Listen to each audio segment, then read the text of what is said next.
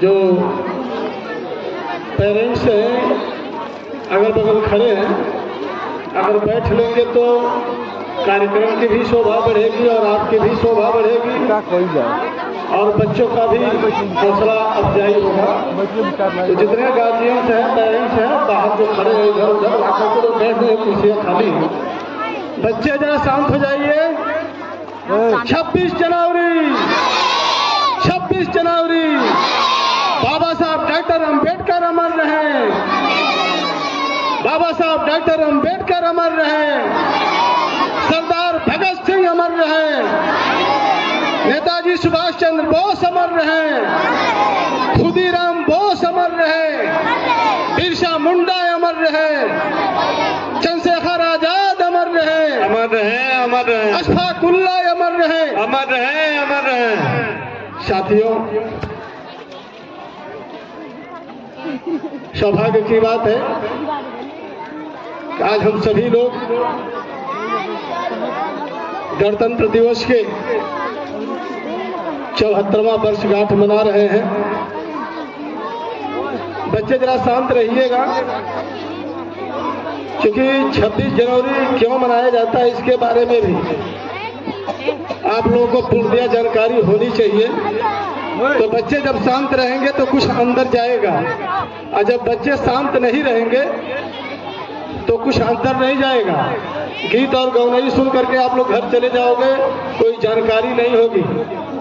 प्रमुखता रूप से जानकारी होनी चाहिए, और हमारे गार्जियंस और हमारे यहाँ जो शिक्षक बंधु हैं उनको आपको प्रेरणा देनी चाहिए। शिक्षा के बगिया में, चरित्र के आंगन में आयोजित गणतंत्र दिवस समारोह के अध्यक्षता कर रहे इस विद्यालय के कर्मयोगी, इस विद्यालय के प्रबंधक, इस विद्यालय के प्राचार्य, सम्माननीय अध्यक्ष जी, आदरणीय प्रिंसिपल साहब, इस विद्यालय परिवार के सभी सम्मानित अध्यापकगण और सामने बैठे हुए देश के भविष्य प्यारे प्यारे बच्चे और बच्चियां, हमारे दाहिने तरफ बैठे हुए सभी गार्जियन, बगल बाएं तरफ बैठी हुई हमारी माताएं, हमारी बहनें, सामने खड़े हमारे देश के युवा पीढ़ी, हमारे देश के भविष्य। आज गणतंत्र दिवस के अवसर पर हम आप सभी को हृदय के गहराइयों से बधाई देना चाहता हूं, नमन करना चाहता हूं, वंदन करना चाहता हूं। बच्चे, आप ही लोगों को कल को भविष्य कहा गया है। जो हमारे यहाँ बच्चे हैं उन्हीं बच्चे बच्चियों को देश का भविष्य क्यों कहा गया है मालूम है? देश का भविष्य आप लोगों को क्यों कहा गया ये मालूम है? मेरे बच्चों, इसको समझने की जरूरत है। हमारे सभी बच्चे और बच्चियां हमारे तरफ मुख करें। ऐसा लगे कि हम आपसे बात कर रहे हैं, आप हमारे तरफ ताली मत बजाएं, हमारे तरफ मुख करके और दिमाग करके हमारे बातों को आप लोग सुने। और हम तो बधाई देना चाहते हैं कि यह अवसर और यह शुभ समय जिन लोगों ने अथक प्रयास से आपको दिया है, मैंने उनको कहा, इस विद्यालय की कर्मयोगी गरीब परिवार के होते हुए उन्होंने शिक्षा को महत्व को समझा और आप सभी के लिए एक शिक्षा की, एक चरित्र की उचित स्थान और उचित बगिया में बैठने का जगह दी है। मैं उनको तो कोटि कोटि नमन करता हूं, बधाई करना चाहता हूं, देना चाहता हूं। हमारे बीच में तमाम हमारे साथी हैं, बैठे हैं आप ही लोगों को प्रेरणा देने के लिए। अभी मंगलपुर से चल के आए हमारे बड़े भाई जो 4 बार लगातार प्रधान रहे, सुहेलदेव भारतीय समाज पार्टी के अल्पसंख्यक प्रकोष्ठ के जिलाध्यक्ष आदरणीय गामा सिद्दीकी जी हैं, आदरणीय बड़े भाई ध्रुवदेव राजभर जो हमारे मंडल प्रभारी हैं, तमाम हमारे बीच में प्रधान जी बैठे हैं, तमाम सभी गार्जियंस बैठे हैं, मैं मैक्सिमम लोगों को जानता भी, तो बच्चे केवल आपके लिए बैठे हैं। ये सभी लोगों की मंशा आप लोगों के जीवन के साथ और आपके भविष्य के साथ इनकी मंशा, इनकी भावनाएं जुड़ी हुई है। काश हमारे विद्यालय के बच्चे आगे निकल करके इस देश के भविष्य बने और इस देश के मार्गदर्शन और इस देश के मार्ग को प्रशस्त करें। मेरे बच्चों, ये 26 जनवरी आप जिस हर्षोल्लास के साथ मना रहे हैं, संगीतों की बौछार कर रहे हैं, संगीत के माध्यम से, गीत के माध्यम से, अपने अभिभाषणों के माध्यम से, अपने अभिवचनों के माध्यम से जो आपके अंदर है बच्चे, मैं कहा हूं मेरे तरफ बात देखो, तो आप ही के प्रेरणा देने के लिए ये सभी लोग उपस्थित हैं। इसीलिए मैंने कहा कि ये 26 जनवरी क्यों मनाया जाता है। प्रमुख रूप से मेरे बच्चों, जिस दिन में आप बैठे हो, जिस तारीख में बैठे हो, यह तारीख को पाने के लिए, यह आजादी, भारत के संविधान को पाने के लिए हजारों लाखों माताएं बहनें अपनी गोद सुनी की थी। तमाम हमारी बहनें विधवा हो गई, हंसते हंसते अपने पति को दे दिए देश की सेवा में, और वो अपने हंसते हंसते फांसी के फंदों को चूमा था और चूम करके देश को आजाद कराया। आजाद होने के बाद ये व्यवस्था आई कि आखिर ये भारत चलेगा किस आधार पर, कौन सा कानून बने, कैसे कानून बने, किस तंत्र की संरचना हो कि ये भारत देश चल सके। मेरे बच्चों, इस देश में बहुत सारे लोग पढ़े लिखे थे, लेकिन देश के विधान के लिए कुछ लोग अपनी कमेटी बनाए, जिसका अध्यक्षता बाबू राजेंद्र प्रताप सिंह ने किया, और पूज्य बाबा साहब डॉक्टर अम्बेडकर ने भारत के विधान और संविधान बनाने की जिम्मेदारी ली, और जिम्मेदारी ली कि मैं भारत का विधान बनाऊंगा, भारत का संविधान बनाऊंगा, जिस पे हमारा देश चलेगा, जिस पे हमारा भारत चलेगा, और भारत में रहने वाले लोग चलेंगे, और लोग चल करके अपने अधिकार और कर्तव्यों को समझना शुरू करेंगे। संविधान, देश हमारा 15 अगस्त 1947 में आजाद हुआ, और 2 वर्ष 11 माह 17 दिन। बच्चों, आप जरा सुनो इधर, देश का संविधान कितने दिनों में बना था? कोई बच्चा बताए? मैं तो बता भी दिया हूं, कोई बच्चा बताए कि भारत का संविधान कितने दिनों में, कितने वर्षों में बना था, कितने महीने में बना था? 2 वर्ष 11 माह 18 दिन। 18 दिन नहीं हमारे साथ, 2 वर्ष 11 माह 17 दिन है। 18वें दिन लागू हुआ था, 18वें दिन लागू हुआ था, इसलिए हम लोग 2 वर्ष 11 माह 18 दिन कहते हैं। 2 वर्ष 11 माह 17 दिन में भारत का संविधान, जो विश्व में सबसे अनोखा और विशाल संविधान बना, वो 2 वर्ष 11 माह 17 दिन में बना। कितने दिन में बना मेरे बच्चों? 17 दिन में भारत का संविधान बना, जिसको आप लोग मना रहे हो। 26 जनवरी को ही 1950, 26 जनवरी 1950 को भारत का संविधान लागू हुआ था। इसलिए हम भारत के संविधान के सम्मान में और उस कुर्बानी के सम्मान में हम लोग 26 जनवरी मनाते हैं। और इसी माध्यम से जो देश के असमत के लिए अपनी जान गंवाई, जिन माताओं ने अपनी गोद सुनी की, जो बहनों ने विधवा होकर के इस देश में घूमना शुरू किया, अपने पति को हंसते हंसते देश की आजादी की लड़ाई में दिया था, और इसी बहाने, इसी दिन पर हम लोग उनको याद करते हैं, अमर बन करके हम लोग नारा लगाते हैं उनके सम्मान में। मेरे बच्चों, देश में सबसे कम उम्र का कौन सा ऐसा शहीद हुआ, कौन सा ऐसा बेटा था जो सबसे कम उम्र में इस देश के लिए शहीद हुआ था? कोई बच्चा बताए? कोई बच्चा बताए इस देश में सबसे कम उम्र का नौजवान कौन है जो देश के लिए शहीद हुआ था और हंसते हंसते फांसी के फंदों को चूमा था? मेरे बच्चों, ये जानकारी होनी चाहिए। आप ही में से, हमारे में से कोई सुभाष चंद्र बोस होगा, कोई नेताजी चंद्रशेखर आजाद होगा, कोई खुदीराम बोस होगा, कोई राम प्रसाद बिस्मिल होगा, कोई बिरसा मुंडा होगा, सरदार भगत सिंह, तमाम जैसे लोग इसी में से पैदा होंगे।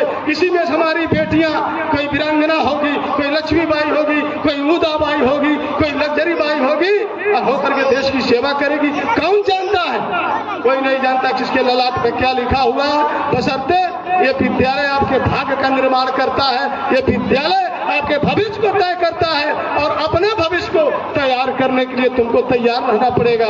तो मेरे बच्चों, बताओ कौन सा नौजवान था जिसके अंदर इतनी दीवानगी इस मातृभूमि के लिए थी कि जो कम उम्र में इस देश के लिए शहीद हुआ था, फांसी के फंदों पर चढ़ा था? जानकारी है मेरे बच्चों? बोलो, जानकारी है तुम्हें? तब बेटा नहीं जानकारी है? एक मजबी जात का बेटा था, सरदार भगत सिंह। कितने लोग नाम जानते हैं बच्चों? कितने लोग नाम जानते हैं सरदार भगत सिंह के? क्यों 2, 3, 4 लोग जानते हैं? इतना बड़ा बलिदानी, इतना बड़ा त्यागी पुरुष जो अपने माँ बाप का इकलौता पुत्र था। मेरे बच्चों, इकलौता पुत्र था सरदार भगत सिंह। अंग्रेजों के द्वारा मेले में मार दिए गए उसके पिताजी। माँ सरदार भगत सिंह को लेकर के भगी, किसी तरह उसकी जान बचाई और वो बेटा ने संकल्प लिया कि जब तक हम एक एक अंग्रेज को नहीं मार करके देश से भगाएंगे तब तक हम चैन की नींद नहीं सोएंगे। और मेरे बच्चों, जब वो 22.5 साल की अवस्था में पहुंचा तो देश के लिए दीवाना हो चला और देश के लिए, इस मातृभूमि के लिए, इस देश की जनता के लिए लड़ना शुरू किया और लड़ते लड़ते यहाँ तक पहुँच गया कि 22.5 साल की अवस्था में फांसी के फंदे को भी चूमा इस देश के लिए। वो सरदार भगत सिंह नमन किया जाता है। आज 26 जनवरी को, 15 अगस्त को हम लोग नमन करते हैं और नमन करके उनका आराधना करते हैं, उनसे प्रेरणा लेते हैं मेरे बच्चों, और आप सबको भी लेनी चाहिए।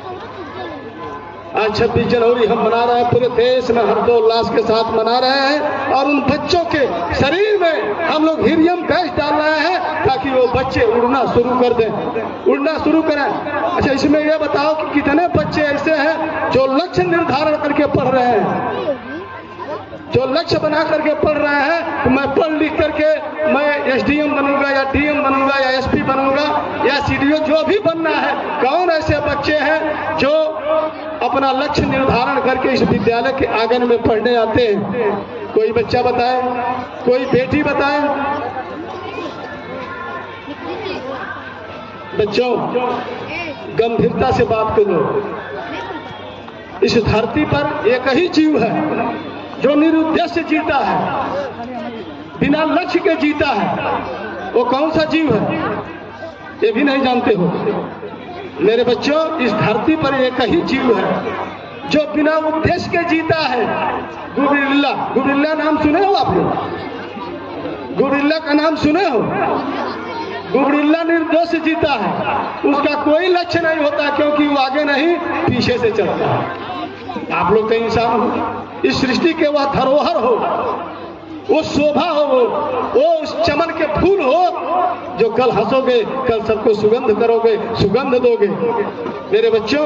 इसलिए गुरिल्ला के तरह नहीं, गुरिल्ला के तरह नहीं जीना है, आपको इंसान की तरफ जीना है। आप अपना लक्ष्य बनाओ कि मैं जा रहा हूं इस विद्यालय के प्रांगण में, इस चरित्र के आंगन में जा रहा हूं, इस भविष्य के आंगन में जा रहा हूं, अपना भविष्य बनाने जा रहा हूं। तो मेरा लक्ष्य होगा मैं DM बनूंगा या SDM बनूंगा या CDO बनूं या IS बनूं या PCS बनूं।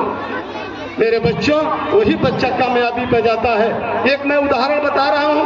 एक बात बताओ, इस देश की कौन सी ऐसी महिला है, उसका क्या नाम है, जो पहली बार इस देश में अंतरिक्ष में यान भरी थी? बताओ मेरे बच्चे। क्या बेटी, खड़ा बताओ। धन्यवाद बेटा। इतने बच्चों में एक बेटी, ताली बजा करके स्वागत करो। इन्होंने बताया है कि कल्पना चावला पहली महिला है जो इस देश में अंतरिक्ष में यान भरी थी। उसका नाम क्या है? क्या नाम है? कस के बोलो। कल्पना चावला।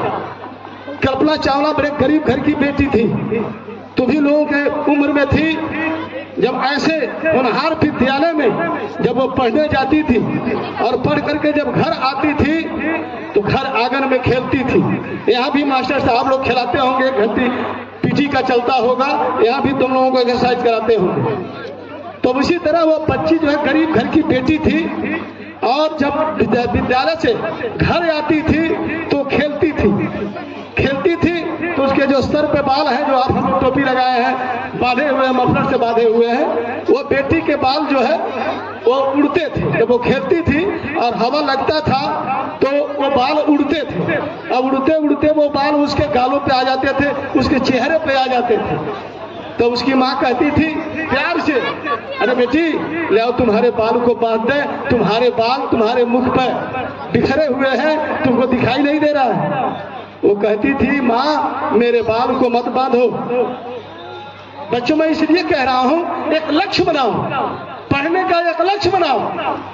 मेरे घर में आईएएस, मेरे घर में पीसीएस, अभी 3 महीना हुआ मेरा बेटा पीसीएस हुआ है। 3 महीना हुआ मेरा बेटा पीसीएस हुआ है, इसमें इलाहाबाद बोर्ड ऑफ रेवेन्यू में तैनात है। उसी का साला जो है, हमारे बड़े लड़के का साला जो है आईएएस है, भटहट कर रहने वाला है, बिहार में है इसमें। क्यों? क्योंकि वो लक्ष्य बना करके पढ़ा, मुझे आईएएस बनना है, मुझे पीसीएस बनना है, तो हो गया। और तुम लोग बिना लक्ष्य के पढ़ रहे हो तो क्या होगे? रोड पर खड़ा होकर के घूमोगे और जिस दिन तुमको एहसास होगा अपने जिंदगी का, तो तुमको इतनी आंसू आएगा उस रोड पर कि तुमको 2 वक्त की रोटी भी नहीं मिलेगी, नसीब नहीं होगी। क्योंकि आप हम गरीब घर के बेटा हैं, न बहुत बड़ी जायदाद है, न बहुत बड़ी खेती बाड़ी है, न पिता की बहुत बड़ी नौकरी है कि उस नौकरी के कुछ हिस्से तुमको छोड़ करके जाएंगे और जिसे खा करके तुम जीवन काट लेना। मतलब तो मेरे बच्चों, वो कल्पना चावला, उसकी माँ बार बार कहती थी, उसकी माँ बार बार कहती थी कि बेटी लाओ तुम्हारे बाल को बांध दें। एक दिन वो बेटी क्या कही, जब माँ ने कहा बेटा लाओ तुम्हारे बाल को हम बांध दें, तो उसकी माँ बेटी क्या कही, बेटी ने कही कि माँ मेरे बाल को मत बांधो, ये बाल एक दिन आसमान में उड़ेंगे, ये बाल एक दिन आसमान में उड़ेंगे। और वही बेटी जब सफर तय करती है ऐसे विद्यालयों, ऐसे होनहार विद्यालयों में जहाँ शिक्षा का सागर है, जहाँ शिक्षा की दरिया बह रही है, ऐसे विद्यालयों के आंगन में वो बेटी पढ़ना शुरू की और लक्ष्य बना ली कि मुझे बाल के तरह आसमान में उड़ना है। और वही कल्पना चावला जब अपने पढ़ लिख करके डिग्रियों में आई, तो वही बेटी इस देश में पहली महिला है जो इस देश में अंतरिक्ष में यान भरी थी, कल्पना चावला। तो मेरे बच्चों, आप लोग लक्ष्य बना करके पढ़ो, लक्ष्य बना करके पढ़ो। शिक्षा का मतलब सिर्फ नौकरी नहीं, शिक्षा ले लोगे तो तुम जीवन में, मानव जीवन में एक पैमाना, एक तराजू तय करोगे जीने के लिए, क्योंकि उसके जीने में शिक्षा की जरूरत है। मेरे बच्चों, तमाम बच्चे ये सोचते हैं कि हम निर्देश जो है शिक्षा ग्रहण करेंगे तो उसका कोई मतलब नहीं है। मत अपने माता पिता पे भार बनो, पढ़ना है। ऐसे होनहार विद्यालय में जो हमारे यहाँ शिक्षक बैठे हैं, जो खड़े हैं, ये शिक्षा के धनी है, दरिया है, सागर है, उनसे कुछ लेने का प्रयास करो। और वही बच्चा आगे बढ़ता है जो अपने अध्यापक से बड़े नजदीक रहता है, वही बच्चा आगे बढ़ता है जो आगे बैठ करके अपने मास्टर से सवाल करता है कि मास्टर साहब ये सवाल कैसे हल होगा। वही बच्चा आगे बढ़ता है। आज 26 जनवरी के दिन हमको ये तय करना चाहिए, हमारे बच्चों को तय करना चाहिए, हमारे गार्जियंस को तय करना चाहिए कि हमारा बेटा स्कूल जा रहा है तो जा रहा है कि नहीं स्कूल में, इसको भी देखना चाहिए। हमारा बेटा क्या अपने जीवन का लक्ष्य क्या निर्धारण किया है, इसको जानना चाहिए। पेरेंट्स को भी जानना चाहिए और बच्चे और बच्चियों को भी जानना चाहिए। मेरे बच्चों, हम आप गरीब परिवार के हैं, गरीब माँ बाप अपने गाढ़ी कमाई से, जानते हो, अपने पेट की रोटी काट करके तुमको पढ़ाने का काम करते हैं।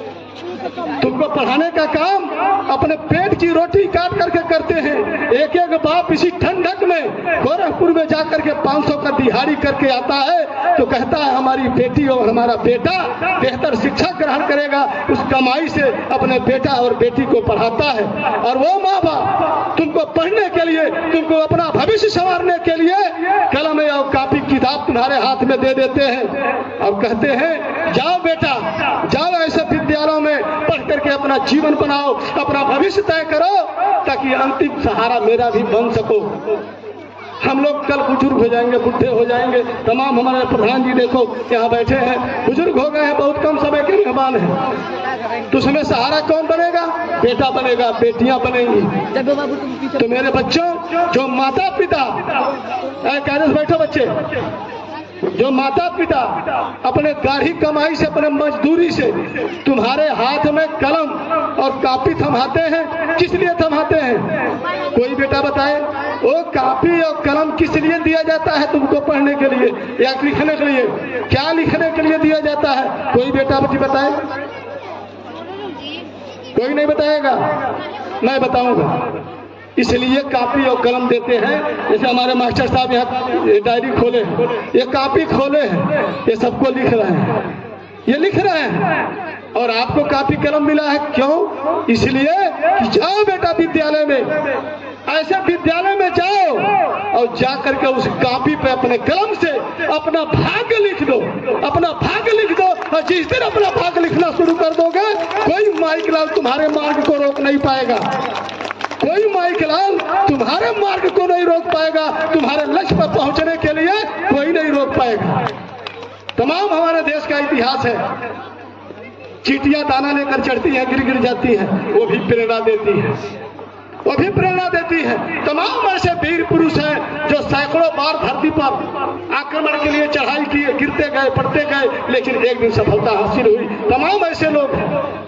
मेरे बच्चों, यही दुनिया में यही एक रास्ता है, यही विद्यालय है जहाँ तुम्हारा भविष्य और जहाँ तुम्हारा लक्ष्य निर्धारित कर सकता है और तुमको उस लक्ष्य पर पहुँचा सकता है। इसलिए मैं कहूँगा बच्चों, आज 26 जनवरी गणतंत्र दिवस के अवसर पर यह त्योहार पूरे देश में मनाया जा रहा है। और इस त्योहार पे हम सबको संकल्प लेना चाहिए कि हमको फला बनना है, फला अधिकारी बनना है, सेना में जाना है, आर्मी में जाना है, बीएसएफ में जाना है, चाहे जहां भी जाना हो वहां ये लक्ष्य निर्धारित करके तुम सफर तय करो। निश्चित ये मेरा श्रेय और प्यारा आशीर्वाद है कि एक दिन जो बच्चा अपना लक्ष्य निर्धारित करेगा, वो बच्चा अपने लक्ष्य पर पहुंचने का काम करेगा और उस दिन तुम्हें खुशियां होगी कि हम आज अपने लक्ष्य पर पहुंच गए। तमाम बच्चे हैं, देख लो, जो भटके हुए हैं सड़क पर पढ़ लिख करके, जो 63 बाल कटा के घूम रहे हैं, जाकर देखो क्या हाल है, क्या हाल है। जरा एक बार निगाह उठाकर देखो मेरे बच्चों, तो तुम जरूर अपना लक्ष्य निर्धारण कर लो। मेरे बच्चों, मैं ज्यादा नहीं कहूंगा क्योंकि मुझे दर्द है शिक्षा के प्रति और शिक्षा से ही रामानंद बौद्ध आगे आया है। मैं बड़े गरीब परिवार का बेटा रहा हूँ, बड़े गरीब परिवार। हमारे बेटा, हमारे बाप हमको एमए LLB का शिक्षा दिलाए मछली बेच करके। पिताजी हमारे जहाँ जिला में हमारे बड़े भाई थानाध्यक्ष पोस्ट हुए थे, वहाँ हमारे पिताजी वहीं से मछली लाद करके बेचते थे और जो बचता था उसी से हम लोगों को पढ़ाते थे। आज मैं एक नेता हो गया, 4 बार प्रधान भी हुआ, 1 बार जिला पंचायत हुआ, 1 बार विधायक भी हुआ और अभी मैं आपके बीच में संघर्ष कर रहा हूं। मेरे बच्चों, तो संघर्ष की कसौटी बड़ी ऊंची होती है और उस धार को इस दुनिया में कोई रोक नहीं पाता है। बशर्ते झूठ में हम लोग अफसोस लेते हैं कि फलाना हमको रोक देना, फलाना हमको पढ़े नहीं देना। कुछ नहीं, जो पढ़ना चाहेगा, अगर प्रेरणा लेना चाहते हो तो जो संविधान निर्माता है बाबा साहब डॉक्टर अम्बेडकर से प्रेरणा लो, उनका जीवन परिचय पढ़ो, मालूम हो जाएगा। ऐसे विद्यालय में उनको पढ़ने का अधिकार नहीं था। जिन्होंने भारत का संविधान बनाया मेरे बच्चों, उनको ऐसे विद्यालयों में पढ़ने का अधिकार नहीं था। वो बाउंड्री के बाहर बैठ करके आवाज सुन करके पढ़ते थे और इस देश के इतने बड़े डिग्री धारक हुए कि आज तक उनकी अंतिम डिग्री भी कोई नहीं ले पाया। आज तक कोई भी बता दे बाबा साहब डॉक्टर अम्बेडकर की अंतिम डिग्री क्या थी, कोई जानता भी नहीं है और आज तक कोई ले भी नहीं पाया। वह गरीब का बेटा, वो अछूत का बेटा दीवार के किनारे बाहर जाकर के पढ़ा और विश्व टॉप किया। आज भी 100 देशों में अम्बेडकर की पूजा हो रही है, सैकड़ों देशों में पूजा हो रही है। भगवान कह करके लोग पुकारते हैं क्योंकि उस विषम परिस्थितियों में शिक्षा अध्ययन करके और अमेरिका जैसे, लंदन जैसे विद्यालय में जहाँ पूरा जाकर के आप देखना चाहो तो देख लो, कोलंबिया जैसे यूनिवर्सिटी में बाबा साहब डॉक्टर अम्बेडकर का सिंबल ऑफ नॉलेज के नाम पर मूर्ति लगाई गई है कि बच्चों को प्रेरणा देगा, ताकि बच्चे अम्बेडकर को देख करके शिक्षा अध्ययन करेंगे और अपना भविष्य उज्जवल कराएंगे। तो मेरे बच्चों, आप हम उनसे बहुत दूर नहीं हैं, बहुत दूर नहीं है। और हमारी आपकी जीवन और हमारा आपका भविष्य अगर कोई बना सकता है तो ये शिक्षा है। शिक्षा क्या है? जैसे गुब्बारा टंगे एक मेले में, आप ही जैसे छोटे छोटे बच्चे हैं, हमारे गार्जियंस बैठे हैं, अपने बेटा को अपने कंधे पर रख करके मेला में चले गए। मेला में गए तो लड़का गुब्बारा जहाँ फुला रहा था वहाँ देखा, कहा पापा पापा रोकिए, हमको गुब्बारा चाहिए। और वो रंग से काला था, वो बच्चा जो है काला था रंग से। तो बच्चा जब वो गुब्बारा फुला रहा था गुब्बारा वाला, तो पूछा अंकल अंकल ये काले गुब्बारे भी उड़ते हैं? क्योंकि लड़का वो काला था, देखो उसका दिमाग कितना तार्किक दिमाग था। वो बच्चा कहा वहाँ हर लाल गुलाबी जैसे यहाँ गुब्बारा टंगा हुआ है, हर तरह के गुब्बारा थे, हर रंग के गुब्बारा थे, उसमें काला भी गुब्बारा था। तो पूछा कि अंकल अंकल क्या ये काला गुब्बारा भी उड़ेगा? क्योंकि वो गुब्बारा अपने बेचने के लिए गुब्बारा में हवा भरता था, और जब हवा वो भर देता था और छोड़ता था उस आसमान में गुब्बारा उड़ता था। तो बच्चा ये सोचा कि हो सकता है ये काला गुब्बारा न उड़े, क्योंकि उसका रंग काला था। तो कहा हाँ बेटा, वो गुब्बारा वाला उसकी बाणी को समझ गया कि कहना क्या चाहता है। कहा हाँ बेटा, काला गुब्बारा भी उड़ेगा, क्या जरा उड़ाकर दिखाइए। तो जब वो गुब्बारा वाला उस गुब्बारे में, काले गुब्बारे में जब हीलियम गैस भरा, हीलियम गैस बहुत हल्का गैस होता है, किसी गुब्बारे में जो आसमान में गुब्बारे उड़ते हैं उसमें हीलियम गैस भरा जाता है। तो गुब्बारा वाला हीलियम गैस उसमें डाला, कहा लो बेटा अपने हाथ से छोड़कर देखो। जब उस बेटे को, उस काला रूप रंग के बेटे को जब वो गुब्बारा दिया फुला करके, तो वो बेटा क्या किया, गुब्बारे के छोड़ा, आसमान में उड़ना शुरू कर दिया। जब आसमान में उड़ना शुरू कर दिया तो बच्चा लगा ताली बजाने बच्चा। कहा हाँ चाचा जी मैं अब समझ गया। और वही लड़का हमारे देश में IAS बन गया। तो बच्चा प्रेरणा कहीं से भी आपको मिल सकती है, बशर्ते प्रेरणा लेने की आप सोचो। और वो प्रेरणा कब मिलेगी? जब आप लक्ष्य निर्धारित करोगे। जब लक्ष्य निर्धारित करोगे तब वो प्रेरणा मिलेगी। ये मास्टर साहब लोग, हमारे प्रिंसिपल साहब बड़े गरीब परिवार के हैं, मैं उनको लाख लाख बधाई देता हूँ कि इस निरंजन स्थान में कम से कम इतने बच्चों को अच्छी शिक्षा देने की आपने सोची है। इसलिए मास्टर साहब, हम जैसे लोग आप तक कुर्बानी देना चाहते हैं, न्यौछावर करना चाहते हैं, जहाँ आप चाहिएगा रामानंद बाबू को याद कर लीजिएगा। रामानंद बाबू आपके साथ कंधा में कंधा मिला करके खड़ा रहेगा। मैं विधायक रहा, मेरे बच्चों जाकर मेरे क्षेत्र में देखो, कोई ऐसा विद्यालय नहीं है जिस विद्यालय में मैंने पैसा ना दिया हो, आप लोगों को बैठने के लिए छत नहीं दिया हो, ऐसा कोई विद्यालय नहीं है। इसलिए मैं जानता हूँ ऐसे ही विद्यालय से पढ़ करके, इससे खराब विद्यालय से पढ़ करके हम लोगों ने निकला। हम लोगों के तन पर, आप लोगों के तन पर गर्म कपड़ा भी है। जिस समय हम हाई स्कूल किए उस समय एक बुशर्ट और एक पैजामा, एक चप्पल, हवाई चप्पल और एक स्वेटर, आप यही पहन करके 8 किलोमीटर जाते थे और पढ़ करके आते थे। हॉकी के टीम कप्तान, कबड्डी के टीम कप्तान और कुश्ती में प्रदेश लेवल का मैंने पहलवान रहा। तो मेरे बच्चों, परिश्रम के ही बीच में, उस कीचड़ के ही बीच में हीरा रहता है, बशर्ते उसको तलाश करके निकाल लो मेरे बच्चों। इसीलिए जिस दिन कोई बच्चा इसमें से IAS, PCS, IPS, doctors, masters, engineer होगा, उस दिन हमारे मास्टर साहब को, हमारे प्रिंसिपल साहब को कुछ मिले या ना मिले, लेकिन हमारे प्रिंसिपल साहब अपना पीठ थपथपाएंगे, अपना सीना थपथपाएंगे, मेरे विद्यालय का बच्चा हो गया। बुजुर्गों ने कहा है, हमारे पुरखे पुरनिया ने कहा है कि चेला गुरु गुरु में रह गए, चेला चिन्नी हो गई है। हमारे भाई जब पुलिस में भर्ती हुए तो हमारे इंटर कॉलेज के प्रिंसिपल साहब रामदेव मल जी हमारे घर भैया को आशीर्वाद देने आए। उनको मिला क्या? कुछ नहीं, सिर्फ ये मिला ये बेटा, ये हमारे विद्यालय का बेटा है जो पढ़ करके दरोगा हुआ है, और आशीर्वाद दे करके चले गए, एक गिलास पानी पिए और चले गए। मेरे बच्चों, जिस दिन तुम्हारे में से कोई master, doctor, engineer, IAS, IPS, PCS बनेगा, उस दिन हमारे गुरु को तुम कुछ नहीं दोगे। हमारे गुरुजन अपने पीठ थपथपाएंगे, सीना ठोकेंगे, और इसलिए ठोकेंगे कि मेरा पढ़ाया हुआ बेटा, मेरा पढ़ाया हुआ मेरी बेटी आज IAS, IPS बन करके आई है। इनको यही मिलेगा, गुरु को यही मिलेगा। इसलिए बुजुर्गों ने कहा है, पुरखों पुरानियों ने कहा है कि गुरु गुरुवे रह गए ना चेला चिन्ह। चलो आज मेरा बेटा जहाँ से पढ़ा है, डीपीएस से पढ़ा था, कुशमी बाजार में डीपीएस विद्यालय है, डीपीएस से पढ़ा था। जब मेरा बेटा पीसीएस होकर के घर आया तो मास्टर साहब वहाँ से हमारे घर आए थे, हमारे घर आए थे और हमारे बेटे को आशीर्वाद दिए। टीवी पर भी चला था, आशीर्वाद दे करके गए। उनको मिला क्या?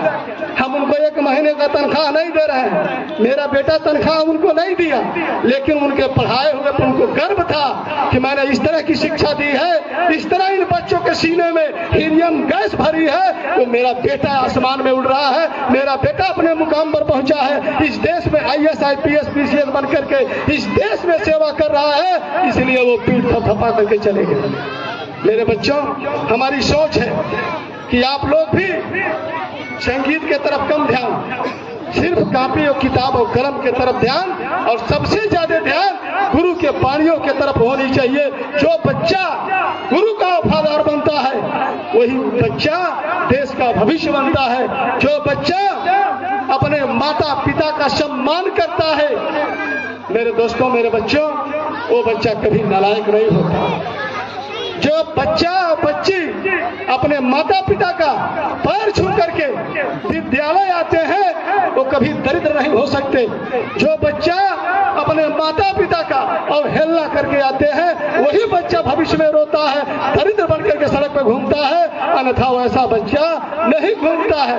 और वही बच्चा जो अपने बहन का पैर छू करके आता है, वही बेटा जो अपने बहन का पैर छू करके आता है, वो बेटा बहन की कीमत समझता है, वो बेटा कभी चरित्रहीन नहीं हो सकता है। इसलिए चरित्र का निर्माण भी यही होता है, इसी विद्यालय में होता है। हमारे राकेश मार साहब बैठे हैं, मार साहब को मैं कितनी बधाई दूं कि निरंजन स्थान पे आप शिक्षा का वो विद्यालय, चरित्र का वो बगिया आपने लगाया है, जो कल आपके विद्यालय से बच्चे निकल करके भविष्य के बुलंदियों पर पहुंचेंगे। और हम सबको खुशी होगा और आपको भी खुशी होगा कि मेरा पढ़ाया हुआ बेटा और बेटी आगे बढ़े। तो साथियों, ये 26 जनवरी के दिन पर मैं इतना ही कहना चाहूंगा। और दूसरी बात, ये बात मैं बता दूं बच्चों, इस देश में शिक्षा की देवी कौन थी? कोई बच्चा बताए, मैं उसको जो कहेगा इनाम दूंगा। इस देश में शिक्षा की देवी कौन है? क्या नाम है? क्या? सरस्वती माता। ठीक है बेटा, और कोई बताए? और कोई बताए? सरस्वती माता बेटी ने बताई। और मैंने कहा कि शिक्षा की देवी इस देश में कौन थी जो शिक्षा का संचार किया? हमारे पेरेंट्स भी बैठे हैं, हम आप सभी समझते हैं कि माँ सरस्वती है भी, मैं इसको इग्नोर नहीं करता। लेकिन साथियों, जब हमारे देश में शिक्षा ही नहीं था, जब स्त्रियों को शिक्षा ग्रहण करने का अधिकार नहीं था, शूद्रों को शिक्षा लेने का अधिकार नहीं था, तो उस बीच में कौन सी ऐसी देवी आई जो नारियों में शिक्षा का संचार किया और गरीबों में शिक्षा का संचार किया? धन्यवाद बेटी, इनाम हमसे ले लेना बेटा, इनाम लेकर के जाना हमसे। माता सावित्री बाई फूले, हमारी बेटी ने बताया निश्चित रूप से भविष्य में IAS PCS बनेगी, उसका मोनोपोली मैं समझ गया। और बेटी, तुमको लाख लाख दुआएं देता हूँ, आशीर्वाद देता हूँ, तुम आगे बढ़ो, आगे बढ़ो। कमी बेसी होगी, बताना रामानंद बहुत तुम्हारे लिए तैयार रहेगा, क्योंकि मेरी बेटी हो। तुमने ये जानने का प्रयास किया है कि इस देश में शिक्षा की देवी, आप लोग भी सुन लें, माता सावित्री बाई फूले थी। माता सावित्री बाई फूले थी। जब इस देश में हम सभी को शिक्षा लेने का अधिकार नहीं था, बेटियों को, औरतों को शिक्षा से वंचित किया गया था और लिख दिया गया था शास्त्रों में कि स्त्री शूद्रो न धियताम, शिक्षा लेने का अधिकार आपको नहीं है। उस समय यह किसकी थी देवी, किसकी औरत थी मालूम बेटा?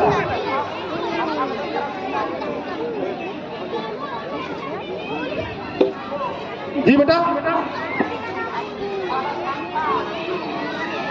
नहीं जानती? महामना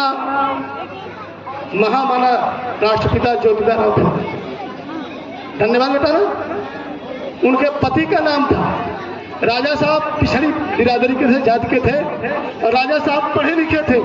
उनकी रानी पढ़ी नहीं थी। जब देश में अधिकार नहीं था तो माता सावित्री बाई जैसे लाखों लाखों बेटियां को पढ़ने का अधिकार नहीं था। तो वो राजा साहब अपनी बीवी को माता सावित्री बाई फूले को पढ़ाया और पढ़ाने के बाद उनको विद्यालय खोलने का इजाजत दिया। और जब विद्यालय खोलने के लिए गई तो जमीन नहीं था, तो शेख फातिमा, माता शेख फातिमा अपनी जगह दी और वो माता सावित्री बाई फूले वहाँ विद्यालय खोली। ये तो बहुत बढ़िया विद्यालय है, लेकिन वो पेड़ के नीचे पढ़ाना शुरू की। और जब पढ़ाना शुरू की तो समाज के लोग उनके ऊपर गोबर फेंकते थे, कीचड़ फेंकते थे कि ये पढ़ाने न जाए ताकि हमारे देश की नारियां, हमारे देश की बेटी अनपढ़ गंवार रह जाए, हमेशा जूता लात खाने का काम करे, इसे उबर न सके। ऐसा व्यवस्था था। तो उन्होंने कहा नहीं जाओ, गोबर लोग फेंकते थे, कीचड़ फेंकते थे। तो राजा साहब के पास आकर रोती थी कि राजा साहब मैं नहीं जाऊंगी पढ़ाने, इसलिए मेरे वस्त्रों पर लोग कीचड़ फेंक रहे हैं, गोबर फेंक रहे हैं। तो राजा साहब ने कहा कितने लोगों से लड़ोगी, तुम एक साड़ी और ले लो, तुम जाओ पहन करके साड़ी, ये साड़ी जाना वहाँ उतार देना और दूसरी साड़ी पहन देना और पहन करके बेटियों को, बालकों को पढ़ाना। और पढ़ाने के बाद जब फिर आने का समय होता तो तुम उसी साड़ी को पहन लो, इस साड़ी को निकाल करके रख लो और फिर घर चले जाओ। इस परिस्थितियों से बच्चों, इस परिस्थितियों से वो शिक्षा देना शुरू की और आज आपको शिक्षा का अधिकार मिला हुआ है।